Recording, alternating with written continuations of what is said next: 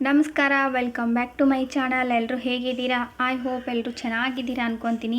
ಬನ್ನಿ ಸ್ನೇಹಿತರೆ, ಇವತ್ತು ಇನ್ಫಾರ್ಮೇಷನ್ ವಿಡಿಯೋ ತೊಗೊಂಡು ಬಂದಿದ್ದೀನಿ. ತುಂಬ ಇನ್ಫಾರ್ಮೇಟಿವ್ ಇದು.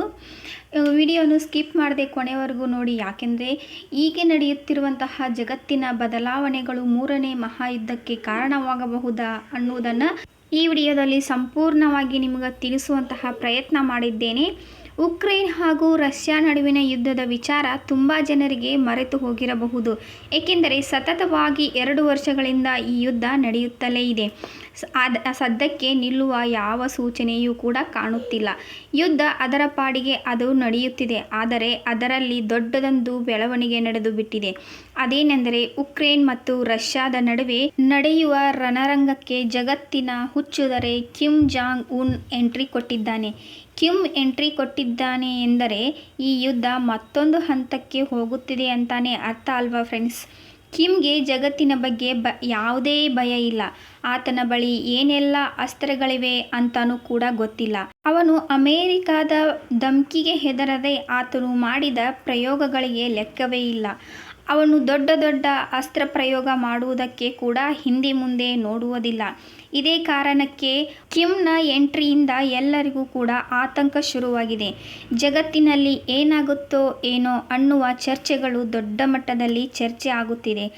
ಅಷ್ಟಕ್ಕೆ ಕಿಮ್ ಈ ಯುದ್ಧಕ್ಕೆ ಎಂಟ್ರಿ ಕೊಟ್ಟಿರುವುದು ಯಾಕೆ? ಕಿಮ್ನ ಸೈನಿಕರು ಯಾರ ಪರವಾಗಿ ಹೋರಾಟ ಮಾಡುತ್ತಾರೆ? ಜಗತ್ತಿನ ಹುಚ್ಚುದೊರೆ ರಷ್ಯಾ ಪರವಾಗಿ ನಿಲ್ಲುತ್ತಾನೋ ಅಥವಾ ಉಕ್ರೇನ್ ಪರವಾಗಿ ಯುದ್ಧ ಮಾಡುತ್ತಾನೋ? ಇವನ ಎಂಟ್ರಿಯಿಂದ ಯುದ್ಧದಲ್ಲಿ ಯಾವೆಲ್ಲ ಬದಲಾವಣೆಗಳು ಆಗಬಹುದು ಎಲ್ಲವನ್ನು ಡೀಟೇಲ್ಸ್ ಆಗಿ ತೋರಿಸ್ತೀವಿ. ಬನ್ನಿ ಹಾಗಾದರೆ ವಿಡಿಯೋನು ಸ್ಕಿಪ್ ಮಾಡದೆ ನೋಡಿ ಫ್ರೆಂಡ್ಸ್. ರಷ್ಯಾ ಮತ್ತು ಉಕ್ರೇನ್ ನಡುವಿನ ಯುದ್ಧದಲ್ಲಿ ಟ್ವಿಸ್ಟ್ ಸಿಗ್ತಾ ಇದೆ. ಅದೇನೆಂದರೆ, ಉತ್ತರ ಕೊರಿಯಾ ಯುದ್ಧದ ರಣರಂಗಕ್ಕೆ ತನ್ನ ಸೈನಿಕರನ್ನು ಕಳುಹಿಸುವುದಕ್ಕೆ ಮುಂದಾಗಿದೆ. ಉತ್ತರ ಕೊರಿಯಾ ಈ ನಿರ್ಧಾರದಿಂದ ಜಗತ್ತಿನಲ್ಲಿ ದೊಡ್ಡ ಸಂಚಲನವೇ ಸೃಷ್ಟಿಯಾಗಿದೆ. ಉತ್ತರ ಕೊರಿಯಾ ನಿರ್ಧಾರ ಮೂರನೇ ಮಹಾಯುದ್ಧಕ್ಕೆ ನಾಂದಿಯಾಗುತ್ತದೆಯೇ ಎಂಬ ಅನುಮಾನಗಳು ಎಲ್ಲರಲ್ಲಿಯೂ ಕೂಡ ಕಾಡುತ್ತಿದೆ. ಉತ್ತರ ಕೊರಿಯಾದ ಸರ್ವಾಧಿಕಾರಿ ಕಿಮ್ ಜಾಂಗ್ ಉನ್ ಎಂತಹ ಮನುಷ್ಯ ಅಂತ ಎಲ್ಲರಿಗೂ ಗೊತ್ತಿರುವ ವಿಷಯನೇ. ಅವನು ಯಾರ ಮಾತನ್ನು ಕೇಳುವ ವ್ಯಕ್ತಿಯಲ್ಲ.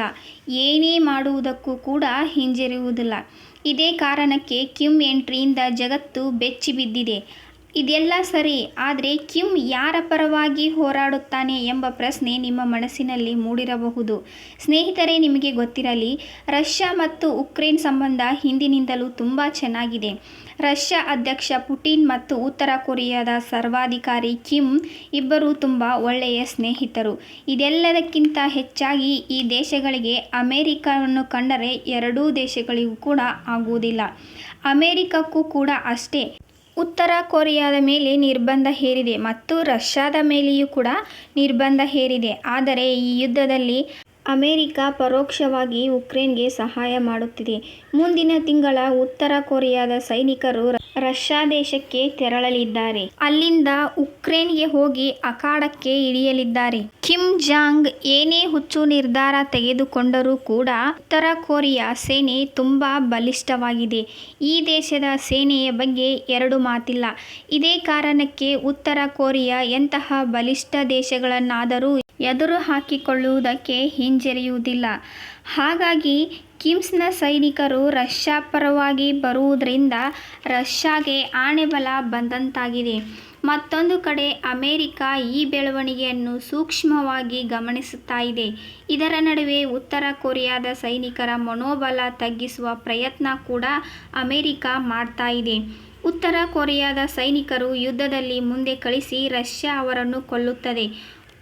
ಉತ್ತರ ಕೊರಿಯಾದ ಸೈನಿಕರು ಮುಂದೆ ಇರುತ್ತಾರೆ, ರಷ್ಯಾದ ಸೈನಿಕರು ಅವರ ಹಿಂದೆ ಇರುತ್ತಾರೆ. ಇದರಿಂದ ಸಾಯುವುದು ಉತ್ತರ ಕೊರಿಯಾದ ಸೈನಿಕರು. ಉತ್ತರ ಕೊರಿಯಾದ ಸೈನಿಕರನ್ನು ರಷ್ಯಾ ತನ್ನ ಸ್ವಾರ್ಥಕ್ಕಾಗಿ ಬಳಸಿಕೊಳ್ಳುತ್ತಿದೆ ಎಂಬ ಮಾಹಿತಿಯನ್ನು ಬಹಿರಂಗವಾಗಿ ಅಮೇರಿಕ ಹೇಳಿಕೊಳ್ಳುತ್ತಿದೆ. ಅಷ್ಟೇ ಅಲ್ಲದೆ ಅಮೇರಿಕ ಉತ್ತರ ಕೊರಿಯಾದ ಸೈನಿಕರು ಈ ಯುದ್ಧಕ್ಕೆ ಸಾಯೋದಕ್ಕೆ ಅಂತಾನೆ ಬರಬೇಕು ಅನ್ನೋದನ್ನು ಕೂಡ ಹೇಳಿ ಉತ್ತರ ಕೊರಿಯಾದ ಸೈನಿಕರ ಮನೋಬಲವನ್ನು ಕುಗ್ಗಿಸುವಂತಹ ಎಲ್ಲ ಪ್ರಯತ್ನಗಳನ್ನು ಮಾಡುತ್ತಿದೆ. ಇಂತಹ ಕೆಲಸವನ್ನು ಮಾಡೋದಕ್ಕೆ ಅಮೇರಿಕ ಎತ್ತಿದ ಕೈ ಅದೇನೇ ಇರಲಿ, 2 ವರ್ಷದವರೆಗೂ ಸ್ನೇಹಿತನ ಸಹಾಯಕ್ಕೆ ಬಾರದ ಉತ್ತರ ಕೊರಿಯಾ ಇದ್ದಕ್ಕಿದ್ದಂತೆ ಯಾಕೆ ರಷ್ಯಾದ ಸಹಾಯ ಮಾಡಲು ಮುಂದಾಯಿತು ಎಂಬ ಪ್ರಶ್ನೆ ಎಲ್ಲರಲ್ಲಿ ಮೂಡುತ್ತಿದೆ ಅಲ್ಲವೇ ಸ್ನೇಹಿತರೆ? ಅದಕ್ಕೆ ಕಾರಣ ಕೂಡ ಇದೆ. ಸ್ನೇಹಿತರೆ, ನಿಮಗೆ ಗೊತ್ತಿರಲಿ, ಕೆಲ ದಿನಗಳ ಹಿಂದೆ ರಷ್ಯಾ ದೇಶದ ಪುಟಿನ್ ಉತ್ತರ ಕೊರಿಯಾಕ್ಕೆ ಭೇಟಿ ನೀಡಿದ್ದರು. ಅಲ್ಲಿ ಅವರಿಗೆ ಅದ್ಧೂರಿ ಸ್ವಾಗತ ಕೂಡ ಮಾಡಲಾಗಿತ್ತು. ಈ ಪ್ರವಾಸದಲ್ಲಿ ಪುಟಿನ್ ಮತ್ತು ಕಿಮ್ ನಡುವೆ ಒಂದು ಒಪ್ಪಂದ ಕೂಡ ನಡೆಯುತ್ತದೆ. ಎರಡೂ ದೇಶಗಳ ಮೇಲೆ ಯಾವುದೇ ಬೇರೆ ದೇಶಗಳು ದಾಳಿ ಮಾಡಿದರೂ ಕೂಡ ಪರಸ್ಪರ ಒಬ್ಬರಿಗೊಬ್ಬರು ಸಹಾಯ ಮಾಡುವುದಾಗಿ ಎರಡೂ ದೇಶಗಳು ಒಪ್ಪಂದಕ್ಕೆ ಸಹಿ ಹಾಕಿವೆ. ಈ ಕಾರಣದಿಂದಾಗಿಯೇ ಉತ್ತರ ಕೊರಿಯಾದ ಸೈನಿಕರು ಈ ಯುದ್ಧಕ್ಕೆ ಎಂಟ್ರಿ ಕೊಟ್ಟಿದ್ದು. ಇದರಿಂದ ರಷ್ಯಾಗೆ ಬಲ ಬಂದರೆ ರಷ್ಯಾದ ಒಪ್ಪಂದದಿಂದ ಉತ್ತರ ಕೊರಿಯಾಗೂ ಕೂಡ ಬಲ ಬಂದಿದೆ. ಇದರ ನೆಪ ಮಾಡಿಕೊಂಡು ಹುಚ್ಚುದೊರೆ ಎಲ್ಲಿ ದಕ್ಷಿಣ ಕೊರಿಯಾದ ಮೇಲೆ ದಾಳಿ ಮಾಡಿದರೂ ಅಚ್ಚರಿ ಪಡಬೇಕಾಗಿಲ್ಲ. ಅಲ್ಲಿಗೆ ಒಂದು ರಕ್ಷಣಾ ಒಪ್ಪಂದದಿಂದ 2 ಯುದ್ಧಗಳು ನಡೆಯುವ ಎಲ್ಲ ಸಾಧ್ಯತೆಗಳು ಕೂಡ ಇವೆ. ಪುಟಿನ್ ಏನೇ ಮಾಡಿದರೂ ಕೂಡ ಲೆಕ್ಕಾಚಾರ ಹಾಕಿಯೇ ಮಾಡುತ್ತಾನೆ.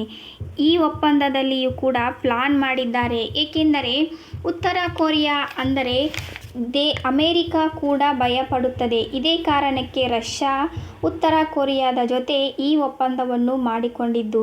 ಅಷ್ಟೇ ಅಲ್ಲದೆ ಉತ್ತರ ಕೊರಿಯಾ ಹಲವು ವೆಪನ್ಗಳನ್ನು ಈ ಹಿಂದೆಯೇ ರಷ್ಯಾ ದೇಶಕ್ಕೆ ರವಾನೆ ಮಾಡಲಾಗಿತ್ತು. ಇದನ್ನು ಕಂಡಂತಹ ಅಮೆರಿಕ ತಾನು ಉಕ್ರೇನ್ಗೆ ತನ್ನ ಎಲ್ಲ ವೆಪನ್ಗಳನ್ನು ನೀಡ್ತಾ ಇದೆ.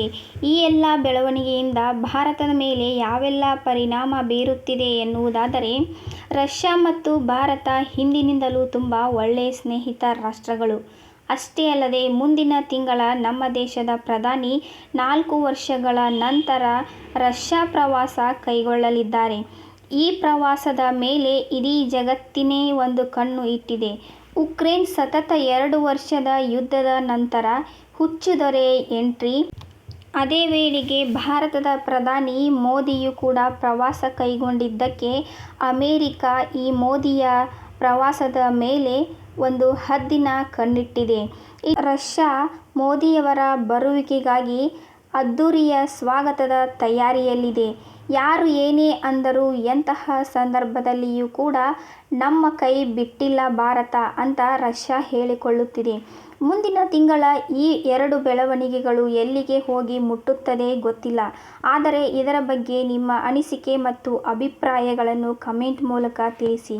ಈ ಹುಚ್ಚುದೊರೆಯ ತಪ್ಪು ನಿರ್ಧಾರದಿಂದ 3ನೇ ಮಹಾಯುದ್ಧ ನಾಂದಿಯಾಗಬಹುದೇ ಎಂಬ ಕುತೂಹಲ ನಿಮ್ಮಲ್ಲಿ ಕೂಡ ಇರಬಹುದು. ಇದರಿಂದ ಯಾವೆಲ್ಲ ಪರಿಣಾಮಗಳು ಆಗುತ್ತವೆ ಎನ್ನುವುದನ್ನು ನಿಮ್ಮ ಅಭಿಪ್ರಾಯಗಳನ್ನು ದಯವಿಟ್ಟು ಕಮೆಂಟ್ ಮೂಲಕ ತಿಳಿಸೋದನ್ನು ಮರಿಬೇಡಿ ಫ್ರೆಂಡ್ಸ್. ಈ ವಿಡಿಯೋ ಇಷ್ಟ ಆದರೆ ಶೇರ್ ಮಾಡಿ, ಸಬ್ಸ್ಕ್ರೈಬ್ ಮಾಡಿ, ಕಮೆಂಟ್. ಎಲ್ಲರಿಗೂ ತುಂಬು ಹೃದಯದ ಧನ್ಯವಾದಗಳು.